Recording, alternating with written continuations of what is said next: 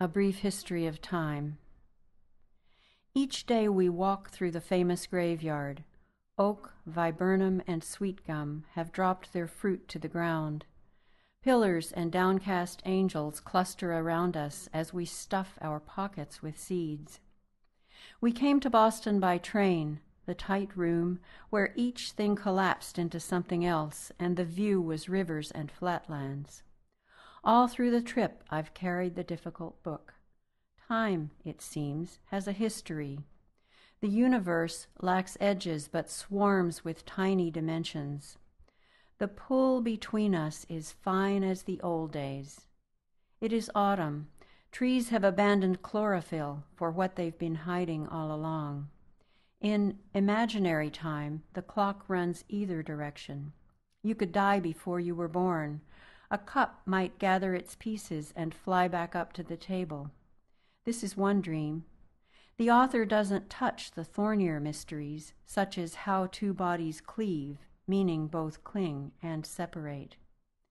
Our bags are a stash of little torn paper packets to smuggle home behind the puzzle of how to make love go the distance. Cut-leaf beach, the ginkgo's nervous fans, this dream of a hardwood forest. Elegy for Terry Hernandez. Days begun in song sparrow, set in the varied thrush. Hope to blue if ever I heard it. April, April, potatoes boxed in the barn, wake up and imagine multitudes, and that's the sugar and the sting, isn't it? That things go on. Tonight a lemon peel moon gets snagged in the willow's bare branches. One star studs the moon's dark edge, and I think, wait a minute, don't we drag the moon behind us like a stubborn pup? I wait a minute. The star blips out just as the season's first bat flutters by. The bat brails the universe with little fingers of sound, spelling angle, crevice, wall, and then wall. This poem is from a suite of poems entitled Islands. It begins with an epigraph from Jeanette Winterson, which goes, "Islands are metaphors for the heart, no matter what poet says otherwise." The heart. We lug 2x10s, a clawfoot bathtub, sacks of lime off the ferry.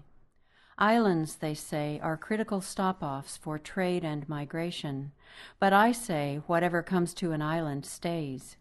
That the dark-feathered griefs and crates of desire calling at any heart will dock and take up residence. The heart hauls its reasons like a low-budget traveler, everything crammed in one backpack, impossible to set down a single souvenir without walking away from it all. How surprised we were in Greece at the packs leaning against the monument gates, their owners trudging the pale hills. If only I could live like that. Know that all the love and sorrow I ever needed is there, here. My father drops by. He's always dropping by like this. Out of the blue he'll whisper, "Thrift, thrift," as I marry the sliver to the fresh bar of soap. He stands by the lettuce patch. I say, "Look, ripe tomatoes." I spill the beans, a one-woman fall fare. So it's no surprise when he genies up from the box of letters I stumble across in the attic, the jumble I sort to make room for the squash and the garlic. That father was my age exactly when he scribbled, "I miss you so much," to the girl who'd just gone off to college, who thought he wrote cliches. He was surfacing from a heart attack that walloped him good, 6 weeks flat on his back. He missed my graduation to let the famous cardiac center crank his ribs back and open his heart. One of the first, the orderly shaving his chest, said, "Gee, ain't you scared?" 5 good years to keep on smoking and drinking. They hadn't invented cholesterol yet, or type A. I was 17. Hadn't a clue how parent love rents one of the heart's red rooms and never moves out. I didn't recognize a chain letter or know I'd be bound to send it on.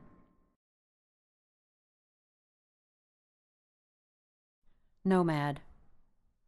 One time we paddled deep into the sound where northern and southern tides meet. The water's so warm, oysters spawn. Such relief from the world's coming and going.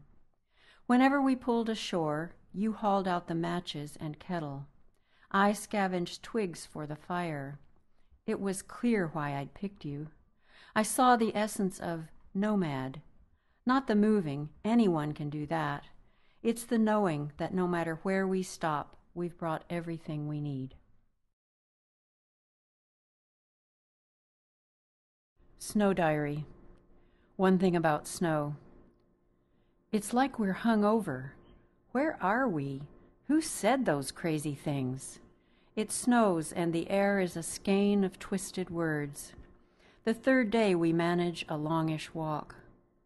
One thing about snow, it testifies who's been there.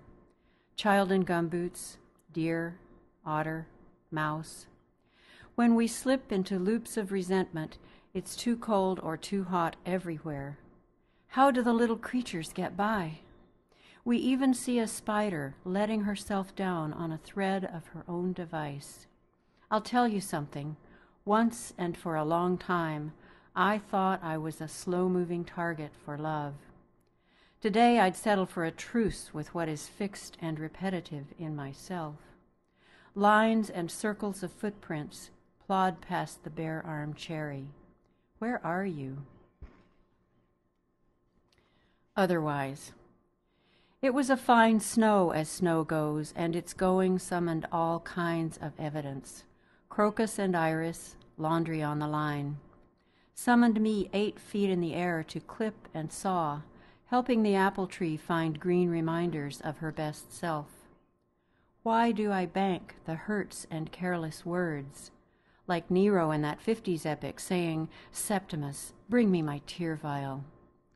Thank God you take stock otherwise. Good times, dependabilities, gifts. It's all how you count. One, the whiter than white buffleheads slip beneath the water. Clean as they'll get shirts are pegged in place, blind as busts of emperors. Their arms reach. A breezy faith rises and passes through them. I am the one who carries tools up a ladder, who decides how to shape this tree. War Baby. 1 month after Pearl Harbor, the night comes up a norther. Icy air has wrapped the house like a New Year's gift, spangling every sill. My parents are heading to bed. Listen how the wind, all the way from Inuvik, ferrets the cracks in the weather stripping, whispering, "What's next?" Out back the Easter lilies, hunkered underground, predict the luck that will rise from a victory garden.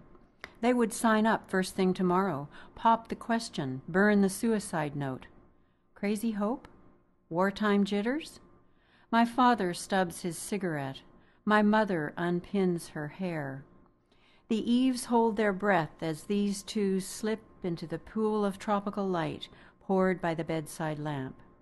Now the snow clouds tip their box of blessings, numberless, individual, onto the fields and houses.